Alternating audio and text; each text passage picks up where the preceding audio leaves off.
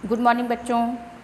बच्चों, आपको पिछली क्लास में भोजन हम क्यों करते हैं और भोजन करने के क्या कारण हैं, उसके क्या फ़ायदे हैं, भोजन का क्या महत्व है हमारे शरीर में, ये आपको बताया था।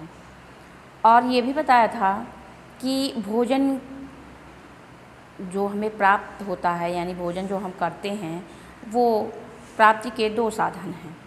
एक तो पेड़ पौधों के द्वारा और दूसरा पशुओं के द्वारा। यानी हमारे भोजन के मुख्य स्रोत दो हैं, पेड़ पौधे व जीव जंतु।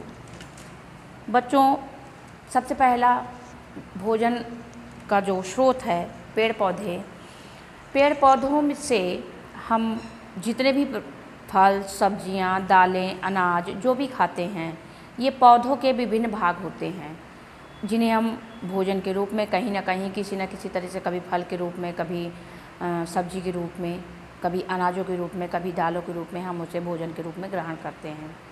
तो आज आपका जो टॉपिक है वो यही है कि कौन सा भाग, यानी जो फल हम खाते हैं वो पौधे का कौन सा भाग है, या जो सब्जियां हम खाते हैं वो पौधे का कौन सा भाग है।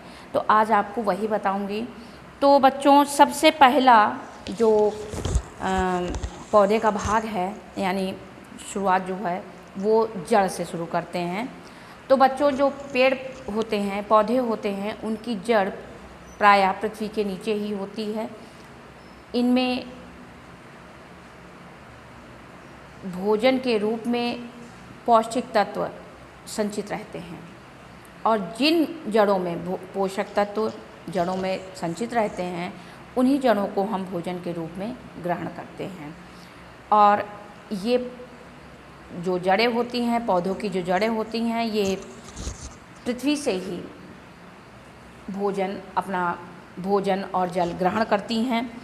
और बच्चों, पौधों के जो जड़ें हम भोजन के रूप में ग्रहण करते हैं, उनमें यानी कौन सी ऐसी सब्जी है, कौन सा ऐसा फल है जो जड़ है, तो मूली, गाजर, ये दोनों जो सब्जियां और फल हैं, ये हम भोजन के रूप में ग्रहण करते हैं। शलजम भी जड़ ही की श्रेणी में आता है, यानी मूली, गाजर, शलजम, ये सभी पौधों की जड़ें हैं, जिन्हें हम भोजन के रूप में, खाद्य पदार्थ के रूप में ग्रहण करते हैं। दूसरा है बच्चों तना। पौधे का तना भी हम भोजन के रूप में ग्रहण करते हैं, और तने का मुख्य कार्य प्रकाश संश्लेषण की क्रिया में ये वाष्पोत्सर्जन करता है, और वाष्पोत्सर्जन की क्रिया के परिणाम स्वरूप ये प्रकाश संश्लेषण में बहुत महत्वपूर्ण इसका योगदान होता है। और ऐसे कौन से फल हैं जिनको जो तने हैं और हम भोजन के रूप में या खाद्य पदार्थ के रूप में उन्हें ग्रहण करते हैं? तो बच्चों, अदरक, प्याज, गन्ना, हल्दी, आलू और लहसुन, ये सभी तने हैं जिन्हें हम खाद्य पदार्थ के रूप में, कभी सब्जी के रूप में और कभी फल के रूप में, कभी अन्य खाद्य पदार्थों के रूप में इसे हम भोजन के रूप में ग्रहण करते हैं। तीसरा है बच्चों पत्तियों, जो पौधों की पत्तियां होती हैं, उन्हें भी हम खाद्य पदार्थ के रूप में उनका उपयोग करते हैं। अब कौन कौन सी हैं? पालक, पुदीना और शलजम की भी पत्तियां हम भोज्य पदार्थ के रूप में उनका उपयोग करते हैं। इसके बाद बच्चों आती है बात फूल।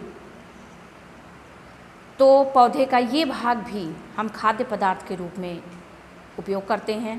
गोभी का फूल, कचनार का फूल, इसके अतिरिक्त केसर और लौंग, ये भी फूल हैं जो मसालों के रूप में इनका उपयोग हम करते हैं। इसके बाद बच्चों फल से आप सभी परिचित होंगे।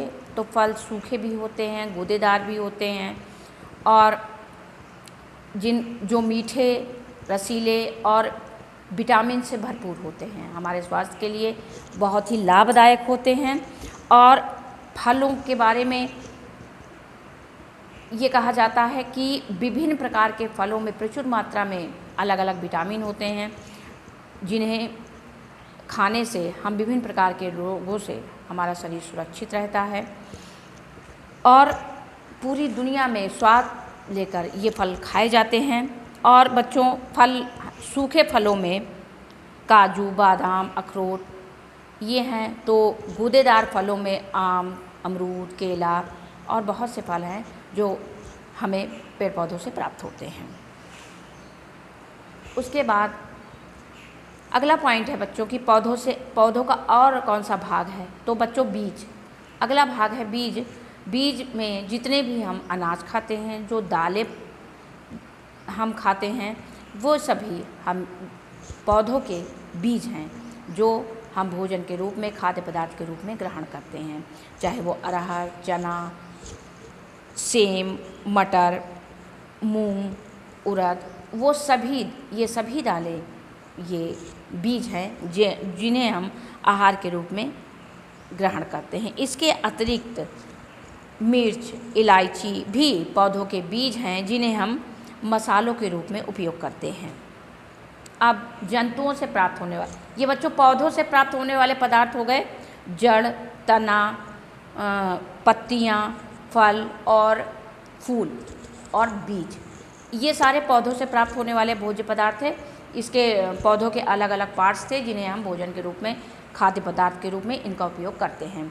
अब बात आती है जंतुओं की कि जंतुओं से हम कैसे भोज्य पदार्थ प्राप्त करते हैं। तो आप सभी को पता है कि जो दूध होता है वो सर्वोत्तम आहार माना जाता है, क्योंकि दूध में बच्चों सभी पौष्टिक तत्व उतनी मात्रा में उपस्थित रहते हैं कि हमारे जो शरीर को आवश्यकता होती, इसीलिए इसे सर्वोत्तम आहार, पूरक आहार कहा जाता है।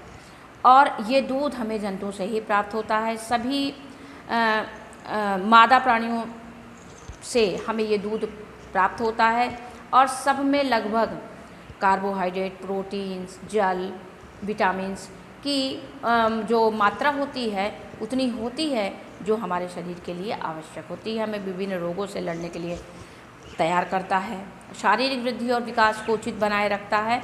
और ये सभी जो तत्व हैं वो दूध में पाए जाते हैं और ये दूध हमें जंतुओं से प्राप्त होता है। इसके अतिरिक्त दूध से कई पदार्थ, खाद्य पदार्थ बनाए जाते हैं। तो जब दूध से कोई पदार्थ बनाया जाता है, कोई उत्पाद बनाया जाता है तो उसे दुग्ध उत्पाद कहते हैं। और दूध से पनीर, दही, मट्ठा, घी, मक्खन, ये सब हमें दूध से प्राप्त होता है। तो ये तो हो गया जंतुओं से ये प्राप्त होता है।